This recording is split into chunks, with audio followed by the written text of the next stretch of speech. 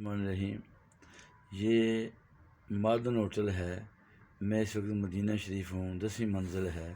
نیچے یہ دیکھیں آپ، وہ گاڑیاں جا رہی ہیں، ادھر راستہ جاتا ہے مسجد نبوی کی طرف۔ تو یہ پیارے آقا علیہ السلام کا شہر ہے۔ یہ دیکھیں، یہ ہمارے آقا علیہ السلام کا شہر اس وقت جگمگ جگمگ کر رہا ہے۔ یہ نیچے روڈ دیکھیں، وہ نیچے گاڑیاں دیکھیں، 10ویں منزل سے میں دیکھ رہا ہوں۔ حضور کے شہر میں ہوں تو حضور کی باتیں اچھی لگتی ہیں۔ آئیے آج دیکھتے ہیں کہ ان لوگوں نے، مدینے والوں نے حضور علیہ السلام کا کیسے استقبال کیا۔ اس شہر کی بات کرتے ہیں، دیکھیں اس کی تھوڑی بیک گراؤنڈ دیکھیں۔ یہ جو زمین کا خطہ تھا جہاں پیارے آقا علیہ السلام کے قدم مبارک پڑے، ہر وہ مٹی جس نے آپ صلی اللہ علیہ وسلم کے نالین مبارک کو عقیدت سے چوما، دنیا کی ہر زمین، ہر خطے اور ہر مٹی سے عظیم ہے۔ آپ صلی اللہ علیہ وسلم جہاں تشریف لے جاتے، اس سے زیادہ خوش نصیب علاقہ کوئی ہو ہی نہیں سکتا۔ چنانچہ جب حضور صلی اللہ علیہ وسلم کی آمد مبارک کی اطلاع مدینہ منورہ کے رہنے والوں کو ملی تو وہ خوشی و مسرت سے انتظار کرنے لگے، کیونکہ ان کو یہ پتہ چل چکا تھا کہ آپ صلی اللہ علیہ وسلم مکہ مکرمہ سے مدینہ منورہ روانہ ہو گئے ہیں۔ چنانچہ وہ ہر روز صبح سویرے آپ صلی اللہ علیہ وسلم کے استقبال کے لیے باہر نکل جاتے اور وہیں پر ٹھہرتے، یہاں تک کہ دھوپ سایہ دار مقامات پر پھیل جاتی۔ جب کہیں سایہ نہ ملتا تو وہ واپس چلے جاتے۔ ان دنوں گرمیوں کا موسم تھا جس دن حضور صلی اللہ علیہ وسلم نے مدینہ میں نزول فرمایا۔ اس دن بھی صبح کے وقت مدینہ کے لوگ انتظار میں بیٹھے رہے، یہاں تک کہ جب سایہ نہ رہا تو اپنے گھروں کو واپس آ گئے۔ ابھی تمام لوگ گھروں میں پہنچے ہی تھے کہ اس وقت اتفاق سے مدینہ طیبہ کے ایک یہودی قلعہ کی چھت پر کسی کام کی غرض سے آیا۔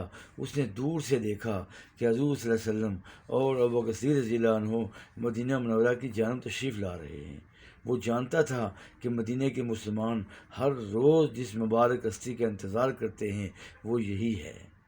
چنانچہ اس سے رہا نہ گیا اور بے اختیار پکار اٹھا، اے قبیلے کے لوگوں، وہ عظیم الشان ہستی آ گئی ہے۔ اے مدینہ کے لوگوں، وہ عظیم الشان ہستی آ گئی ہے جس کا تم انتظار کر رہے تھے۔ یہ مبارک خبر فوراً تمام مسلمانوں میں تیزی سے پھیل گئی اور تمام لوگ حضور صلی اللہ علیہ وسلم کی جانب نکل کھڑے ہوئے اور آپ صلی اللہ علیہ وسلم کی خدمت میں حاضری کی سعادت حاصل کی۔ اس وقت حضور صلی اللہ علیہ وسلم کھجور کے درخت کے سائے میں ٹھہرے ہوئے تھے اور ساتھ ہی ابوبکر صدیق رضی اللہ عنہ بھی تھے۔ ایک جماعت جس نے حضور صلی اللہ تعالیٰ علیہ وسلم کی زیارت نہیں کی تھی، وہ اس مجلس پاک میں آپ صلی اللہ علیہ وسلم اور ابوبکر صدیق رضی اللہ عنہ میں امتیاز نہ کر سکے، نہ پہچان سکے ان میں نبی کون ہے، صحابی کون ہے۔ یہاں تک کہ سورج کی شعائیں حضور صلی اللہ علیہ وسلم کے چہرے انور پر پڑنے لگیں۔ اس وقت ابوبکر صدیق رضی اللہ عنہ اٹھے اور آفتاب رسالت پر اپنی چادر سے سایہ کیا۔ چنانچہ اس وقت ان لوگوں نے پہچان لیا کہ سرور کائنات صلی اللہ علیہ وسلم تشریف فرما ہیں۔ جس کے بعد تمام مسلمان متواتر آپ صلی اللہ علیہ وسلم کی خدمت میں حاضری کا شرف حاصل کرتے رہے۔ ان میں مشہور صحابی حضرت حسان بن ثابت رضی اللہ عنہ بھی تھے، جنہوں نے اس وقت آپ کی شان مبارک میں نعت کے چند اشعار بھی پڑھے۔ حضور صلی اللہ علیہ وسلم جب لوگوں کی عقیدت مندی سے فارغ ہوئے تو قبیلہ بنی بکر بن عوف کے پاس اترے اور ان کے پاس 4 دن رات قیام فرمایا، بعض کہتے ہیں 14 دن۔ وہیں پر محلہ قباء میں ایک مسجد کی بنیاد رکھی جو اسلام کی پہلی مسجد ہے، اور یہ پہلی مسجد قباء ہی تھی جس میں حضور صلی اللہ علیہ وسلم نے نماز ادا فرمائی۔ اس مسجد کی بنیاد کو جب مکمل کیا گیا تو اس دن جمعہ تھا۔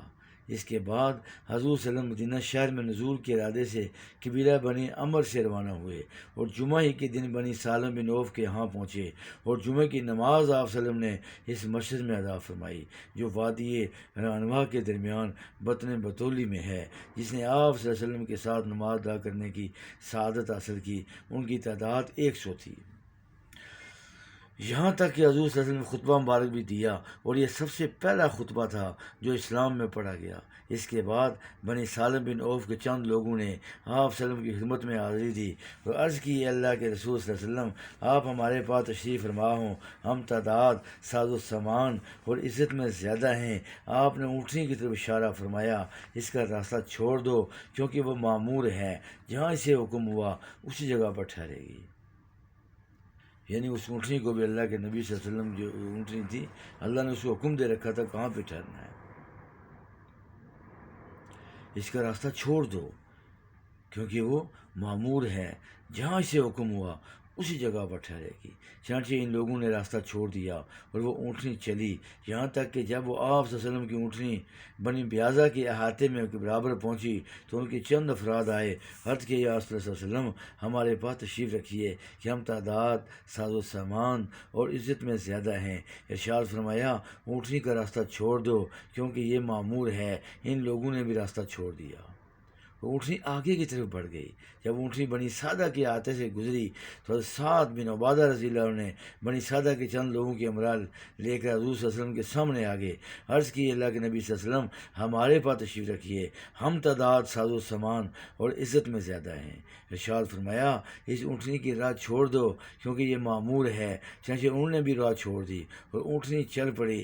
جب اونٹنی بنی عدی بن نجار کے احاطے میں گزری کہ آپ صلی اللہ علیہ وسلم کے قریبی رشتہ دار تھے تو اس قبیلے والوں نے راستہ روک لیا۔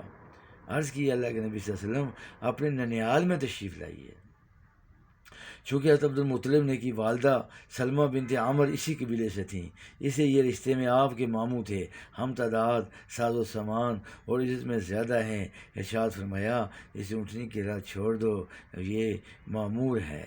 مدینہ کے سبھی لوگ حضور صلی اللہ علیہ وسلم کے استقبال کے لیے خوشی خوشی حاضر ہوئے تھے، اور دل و جان سے ان میں سے ہر ایک کی یہ خواہش تھی کہ حضور صلی اللہ علیہ وسلم کی سواری کی باغ اپنے قبضے قدرت میں لا کر آپ صلی اللہ علیہ وسلم کو اپنے گھر میں ٹھہرا کر دین کی راحت حاصل کریں، کیونکہ ایسی خوشی ان کو کبھی بھی حاصل نہیں ہوئی تھی۔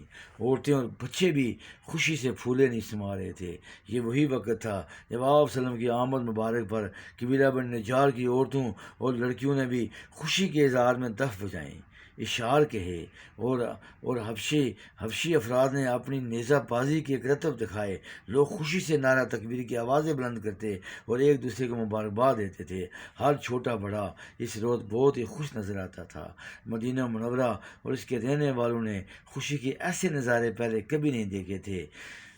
ہر جانب خوشی اور مسرت کا سما تھا۔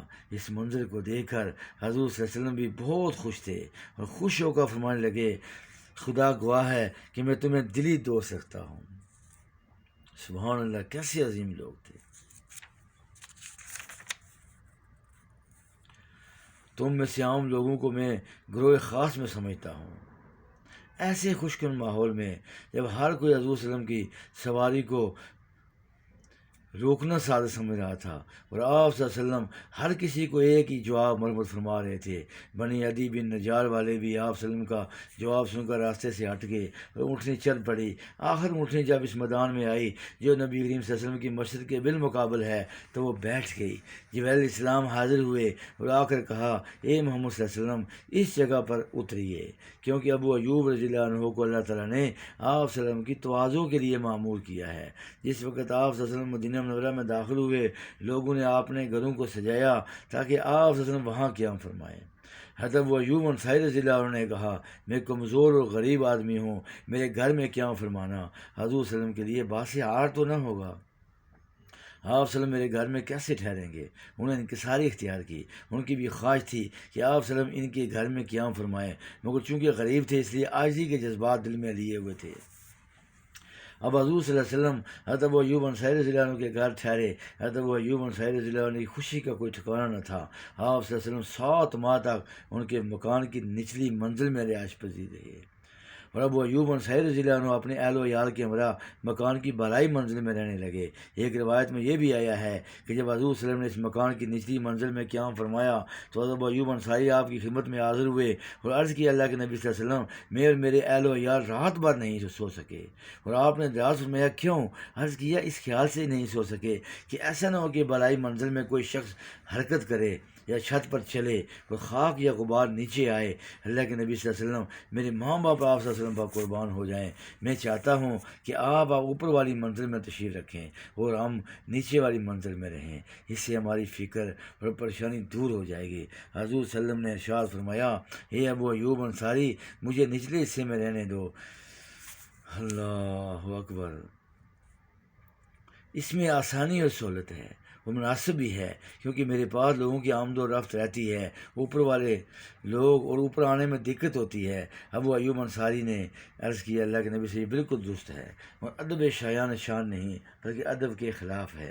آپ صلی اللہ علیہ وسلم نچلے حصے میں ہوں اور ہم اوپر والے حصے میں۔ غرض کیا تھا ابو ایوب انصاری نے جب بہت زیادہ اصرار کیا تو حضور صلی اللہ علیہ وسلم نے قبول فرما لیا اور 1 ماہ تک اوپر والی منزل میں قیام فرمایا۔ اس کے بعد آپ صلی اللہ علیہ وسلم کی خدمت اقدس میں جبرائیل علیہ السلام تشریف لائے اور یہ حکم بھی لائے کہ اب اپنے لیے گھر اور مسجد تعمیر کیجیے۔ حضور صلی اللہ علیہ وسلم سرور کائنات صلی اللہ علیہ وسلم نے مدینہ طیبہ میں 7 ماہ تک قیام کرنے کے بعد مسجد حجرہ مبارک کی تعمیر شروع فرمائی۔